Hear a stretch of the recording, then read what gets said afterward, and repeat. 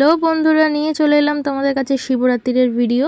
তো এখন বিকালবেলা আমি স্নান টান সেরে নিয়েছি, গঙ্গায় গেছিলাম স্নান করতে।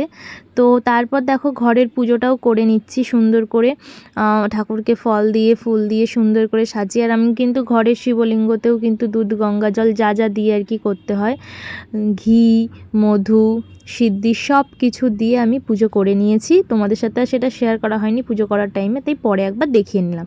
তো সন্ধে নামছে, আমি তো পুজো দিতে যাব, তাই টুকটুক করে আমার পুজোর ডালাটা রেডি করে নিচ্ছি, ফল ফুল মিষ্টি সব কিছু নিয়ে। আর এখানে ঘটিটা আছে, ঘটিটা এখনও রেডি করিনি, একবারে বেরোনোর আগে সব কিছু দিয়ে রেডি করে নেবো, দুধ গঙ্গা জল দিয়ে সব কিছু দিয়ে।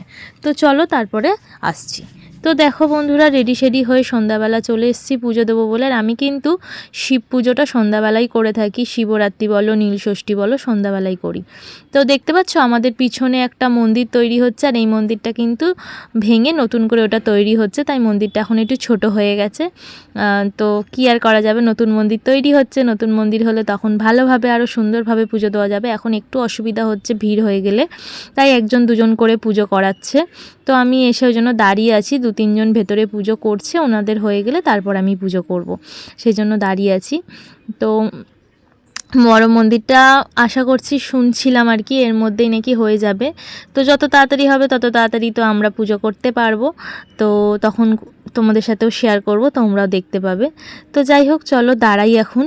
তো তারপর দেখো এখানে আমি পুজো করব বলে উঠে পড়েছি, এখন মহাদেবের মাথায় আর কি জল ঢালবো। তো ঠাকুরমশাই মন্তর বলবে, সবাইকে বলছিল একসাথেই আর কি রেডি হওয়ার জন্য, সবাইকে একসাথেই মন্তর বলবে। তো সেই কারণে অপেক্ষা করছি যে উনি মানে মন্তর বলা শুরু করলেই আমি জল ঢালবো, মাল্যদান করব, ফল মিষ্টি সব দেব, যা যা করতে হয়। তো সেই কারণে অপেক্ষা করছিলাম। তারপর উনি মন্তর পড়া শুরু করে দেওয়ায় আমরাও জল ঢালা শুরু করে দিই।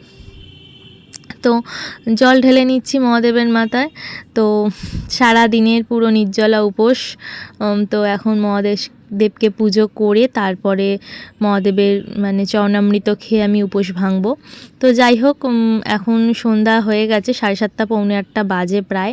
তো একটু হালকা হয়েছে, বিকালের দিকে খুব ভিড় হয়েছিল। তো যাই হোক আমি এখানে পুজো করে নিচ্ছি। তো আমি এখানে ভিডিওটা একটু স্পিড বাড়িয়ে দিয়েছি, নইলে অনেকটা বড় হয়ে যেত ভিডিওটা, সেই কারণে। তো আমি আমার মতো করে পুজো করছি, আর আমার বরমশাই আমাকে ভিডিওটা শ্যুট করে দিচ্ছিল যে তুমি পুজো করো, আমি তোমার একটু ভিডিও শ্যুট করে দেবো। তো ভালোই হলো। তো পিছনে হালকা একটু ভিড় আছে।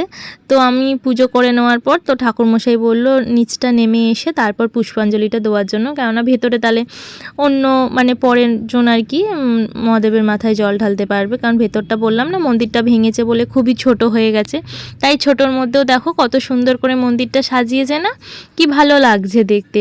বাবার মন্দিরটা এত সুন্দর করে সাজিয়েছে। এটা হচ্ছে কিন্তু আমাদের হিনমটরে বাবা বেকারেশ্বরের মন্দির। আমি কিন্তু বিয়ের পর থেকে এখানেই পুজো করে থাকি। তো তারপর এখানে অঞ্জলি দেওয়া শুরু করে দিয়েছি। ঠাকুরমশাই পিছনে দাঁড়িয়ে মন্তর বলে দিচ্ছিলেন, আর আমরা অঞ্জলি দিয়ে দিচ্ছিলাম মহাদেবের কাছে। তো অঞ্জলি দিয়ে নিই, তারপরে ধূপ মোমবাতি দেখি, তারপর চলে যাব। আর আমার সোনা পাপাও কিন্তু এসেছে আমার সাথে পুজো দিতে। সোনা পাপা আছে ওখানে, ও জেঠুর সাথে বসে আছে, বাবলা জেঠুর সাথে। তো ওকে পরে দেখাচ্ছি তোমাদেরকে, আপাতত আগে আমি পুজোটা করে নিই, তোমরা দেখতে থাকো। আর এখানে পুজো টুজো করা, আমার শাশুড়ি মাও আছে, উনি এদিক ওদিক কোথাও আছে। পুজো টুজো করা হয়ে গেলে বাড়ি গিয়ে আর কি ফল প্রসাদ কাটবো, খাওয়া দাওয়া হবে। তো যাই হোক চলো আমি পুজোটা করি, তোমরা সাথে থাকো, দেখতে থাকো। আর কেমন লাগছে আমার এই মহাশিবরাত্রির ভিডিও অবশ্যই কিন্তু তোমরা আমাকে কমেন্ট করে জানিও, কমেন্ট করে জানাতে কিন্তু ভুলে যেও না। তো বরমশাই এদিক ওদিক করে ভিডিও করতে করতে আবার রাস্তার ওপারে চলে গেছে, আবার ভিডিও শ্যুট করে নিচ্ছে। আর তোমরা একটা জিনিস ভালো করে দেখে নাও, নতুন যে মন্দিরটা হচ্ছে ওপরে দেখো মহাদেবের শিবলিঙ্গ বানানো হয়েছে, কি ভালো লাগছে না? যখন এটা পুরো কালার করে রেডি হয়ে যাবে তখন কিন্তু আরও বেশি ভালো লাগবে, তাই না? অবশ্যই কিন্তু তোমাদের সাথে শেয়ার করব তখন, যেদিনকে মন্দিরটা আর কি নতুনভাবে পুজো করা হবে সেই দিনকে তোমাদেরকে অবশ্যই সেই ভিডিও আমি শেয়ার করার চেষ্টা করব। তো যাই হোক চলো, আমি তো এখন পুজো করে নিচ্ছি, এখন মোটামুটি একটু হালকা হয়েই এসেছে। আর এই দিকে দেখতে পাচ্ছ ধূপ মোমবাতি জ্বলছে, ওইখানে গিয়ে আমি এখন ধূপ মোমবাতিটা জ্বেলে নেবো। আমার পুজো করা হয়ে গেলে তারপরেই কিন্তু আমি বাড়ি যাব। এই মন্দিরটা না মানে বেকারেশ্বর মন্দির নামে যে খ্যাত, এখানে আমার হাজব্যান্ডের কাছে শোনা যে যারা আর কি আগেকার দিনে আর কি একটা সময় ছিল যখন অনেকের কাজ বাজ ছিল না, ইয়ং ছেলেদের, তারা এখানে বসে আড্ডা মারতো, মানে ওই বেকার ছিল আর কি যারা, তো তারাই আড্ডা মারতে মারতে এখানে নাকি এই মন্দিরটা আর কি হয়। তো সেই থেকে নাকি মন্দিরের নাম বাবা বেকারেশ্বর। আমি ঠিক জানি না, মানে এটা আমার শোনা কথা, আমি বলতে পারবো না, তাই ভাবলাম তোমাদের সাথে একটু শেয়ার করি। তো তারপর দেখো এখানে ধূপ মোমবাতি দেবো বলে চলে এসেছি, আর ওই দেখো আমার সোনা পাপাকে। এখন মন্দিরটা একটু ফাঁকা হয়ে গেছে, ও ঠাকুরকে একটু ফুল দিতে গেছে, নমো করতে গেছে। তো আর আমি এখানে ধূপ মোমবাতি দেবো, এত ধূপ মানে মোমবাতি জ্বলছে, আমি ভয়ের চোটে আর কি আঁচলটা ভালো করে গুটিয়ে নিয়েছি। আশেপাশে সবাই বলছে যে আঁচলটা গুটিয়ে নেওয়ার জন্য, না হলে মানে কিছু একটা বিপদ হতে কতক্ষণ, তো ওই জন্য আঁচলটাকে ভালো করে গুটিয়ে নিয়েছিলাম। তো তারপর চলো ধূপ মোমবাতিটা ভালো করে জ্বেলে নিয়ে এখানে ঠাকুরকে দেখিয়ে দিই। আর আমার পাপা বলে রেখেছে আমি কিন্তু ধূপ দেখানোর পর ও কিন্তু ঠাকুরকে ধূপ দেখাবে।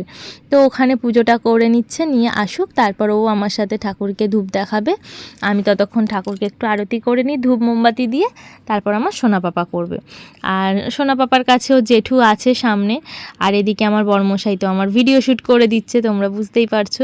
একটু ভিডিও শ্যুট না করলে তোমাদেরকেই বা কী শেয়ার করবো, তাই না বলো? আর আজকে অবশ্যই কিন্তু একটা কমেন্ট করে জানিও আমাকে এই শাড়িটা পরে কেমন লাগছে। অনেক দিন পরে এই শাড়িটা পরলাম, এই শাড়িটা কিন্তু আমার অনেক পুরনো শাড়ি, আমার পরা হতো না, তোলা ছিল কাছে, তো আজকে ওই জন্য পরে নিয়েছি। তো এই যে বাবলাদা এখানে দাঁড়িয়ে আছে, বাবুকে আর কি সামলাচ্ছিল, যেহেতু এটা রাস্তার ওপর না মন্দিরটা, গাড়ি ঘোড়া তো সব সময় যাচ্ছে, টোটো বাইক সাইকেল রিক্সা লেগেই আছে। তো যাই হোক আমি ঠাকুরকে আরতি করে নিচ্ছি, আর আমার সোনা পাপার বক্তব্য ওখানে যে প্রণামী বাক্স আছে ওখানেও পয়সা দেবে, ও কিন্তু ঠাকুরের ওখানে দিয়ে এসছে পয়সা নমো করতে গিয়ে, কিন্তু ওকে প্রণামী বাক্সেও দিতে হবে। তাই ওর পাপাকে বলছিল, ওর বাবা বলছে দাঁড়া দিচ্ছি দিবি। তো তারপর আমি আরতি করে নিচ্ছি, এবার আমার সোনা বাবা আরতি করবে, তো সেই কারণে উনি নেমে আসছেন ঝটপট। তা আমি বললাম বাবা জুতোটা খুলে আয়, জুতো পরে আসিস না, বলতে আবার ওই জন্য দাঁড়িয়ে আছে, জুতো খুলে নেবে। তারপর এই দেখো আরতি করতে চলে এসেছে আমার সোনা বাবা, এবার আরতি করে নিচ্ছে সুন্দর করে। আর ঠাকুরমশাই ওকে নিয়েই আর কি বলছিল, আসলে আমার সোনা বাবা সব কিছুই আগে বাঁ হাতে করতে যায়, ও একটু লেফটি, তো সেই কারণেই ঠাকুরমশাই ওই নিয়েই কথা হচ্ছিল যে ও সব কিছুই আগে আগে বাঁ হাতে করে। তো যাই হোক চলো, এইটুকুই ছিল তোমাদের।